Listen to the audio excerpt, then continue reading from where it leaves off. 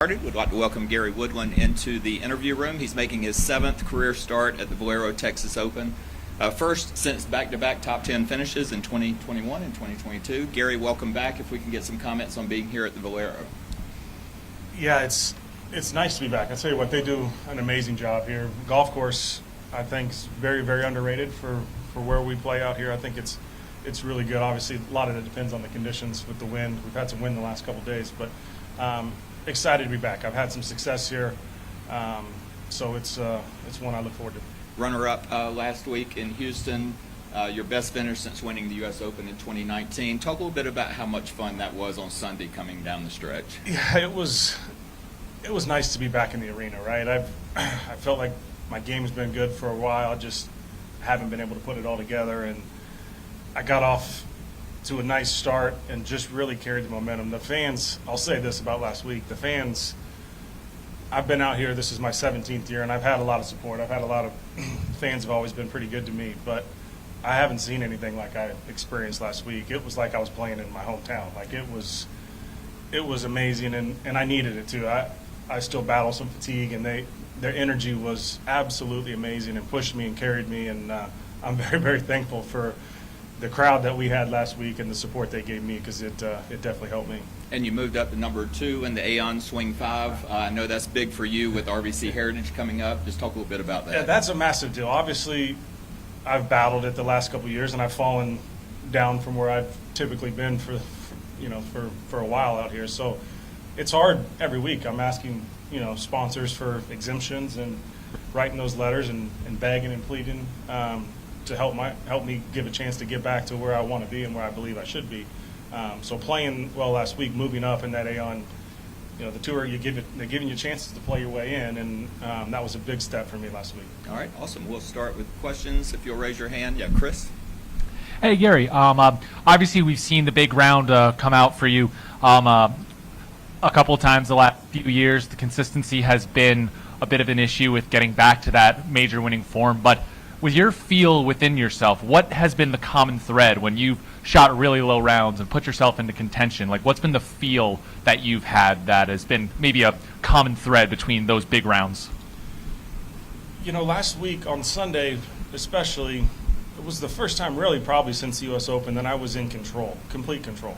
I was in control of my emotions. I was in control of my thoughts.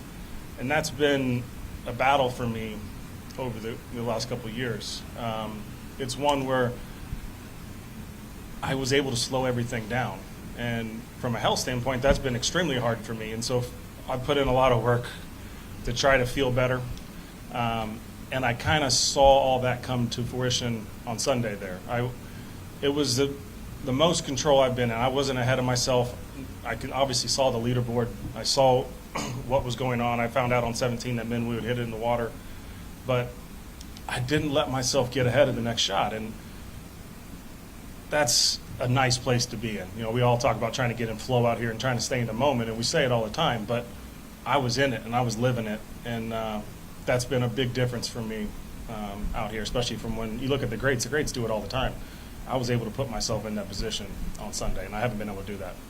Describe the challenge that you face this week then with that same idea of staying mentally focused, where obviously you're trying to win this golf tournament, but at the same time you're not in the field at the Masters, and that is, the crown jewel of golf tournaments. Who doesn't want to play at Augusta National? How do you keep your focus on winning here without thinking ahead of, man, I could get myself to Augusta? Yeah, I think it's different for me, because if I start thinking about Augusta and what I have to do to get in, I don't feel well. Like my brain's different. It is. I'm still recovering. I'm still healing. I don't have the luxury to think ahead, because if I even think to the past, my brain's going to shut down. I have fatigue. I have some. Yesterday I wasn't feeling good, and I had to told my caddy, I'm like, I got to get out of here.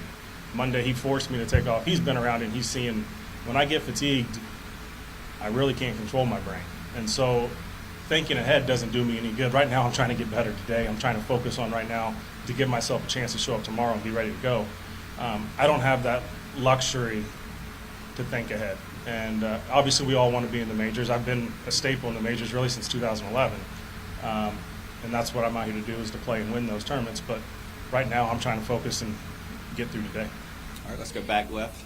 Gary, eighth or better in your last 2 starts here at the Valero Texas Open. What do you like about this golf course? It's a ball striker's paradise. It really is. It's tough. You're not seeing 25 under out here, especially if we get some wind. So for me to be able to control the golf ball, growing up in Kansas, I like to flight the golf ball, and you have to do that around here. It's tough, and I enjoy that. So coming in with some confidence in the ball striking, I'm excited to be back here for sure. All right, let's go to Jeff in the middle. Hey, Gary, I just wanted to come back to something you just said about your brain and that feeling of shutting down. I mean, you're going through something out here that no other player has. I just wonder if you could elaborate on what that means when you say your brain shuts down, and just what is it you're dealing with now week to week out here? What's that like? I think the biggest hurdle for me is accepting where I'm at. The fact is I'm different than I was a couple of years ago. I am. I've had operation on my brain. I have scar tissue in there now. I still have part of the tumor in there. And so accepting the fact that I'm different. And that's hard for an athlete or for anybody to accept that I'm different than I was. And realizing that maybe that's not a bad thing. You know, because I'm different doesn't mean I'm damaged. It's been a process for me to try to understand what I need to do each day. My team, we've sat down the last couple of weeks. I had some big weeks with a lot of emotions and stuff come up over the last month, and I need to rely on other people more. I can't do this by myself, and it's hard for me to ask for help. It's hard for me to reach out, but my caddy's taken a bigger role the last couple of weeks. He's pretty much doing everything, and I'm just hitting golf shots now. But realizing that it's okay to do that. It's okay to rely on other people. I don't have to do this all by myself out here.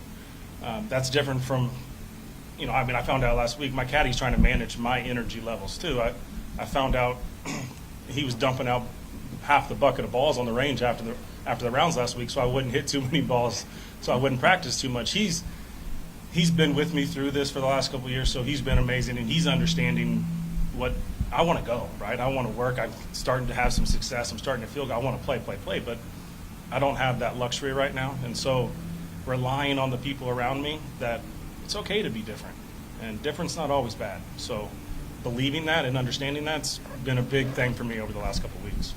All right, right here. Yes. What would success for you, coming from what you've come from, what you've had to battle and the challenges, what would you would define as success at the Texas Open, in this particular Texas Open? I think being able to, show up and compete, to continue to slow everything down. I mean, the results I think will speak for themselves, but my goal is to feel well this week. I have to do a lot of work. I've done a lot of work this morning trying to slow everything down. The support and love for me the last couple of days has been, it's like I won a golf tournament. It's been amazing from the media, from my fellow players out here. It's been really good. So trying to slow everything down for me right now is a big deal. And if I can come out and do that, I think I can have success on the golf course. But the goal and focus for me right now is trying to get better each day and slow everything down. And what's your caddy's name? Brendan Little. We call him Butchie. Okay. All right, let's go to Art. Yeah, Gary, people that are out here week to week know who the real fan favorites are. But what did it do for you to see the crowd really get behind you last week? And, they're always going to cheer for Scotty or Rory or whatever. What did it do for you to see the crowd really get behind you last week when doesn't always happen to you? Yeah, it was different. Like I said, it felt like I was back in Kansas playing. It felt like I was at home. They're chanting my name. They're every shot, everybody's yelling. It was loud, and it was amazing, and I fed off that energy. The weekend was, like I said, something I hadn't seen out here for me. I've seen other guys get a lot of love and support, and it was special, and I'm very thankful for that. All right, anything else? Gary, we appreciate your time. Thanks, Best guys. of luck Appreciate this week. it. Thanks.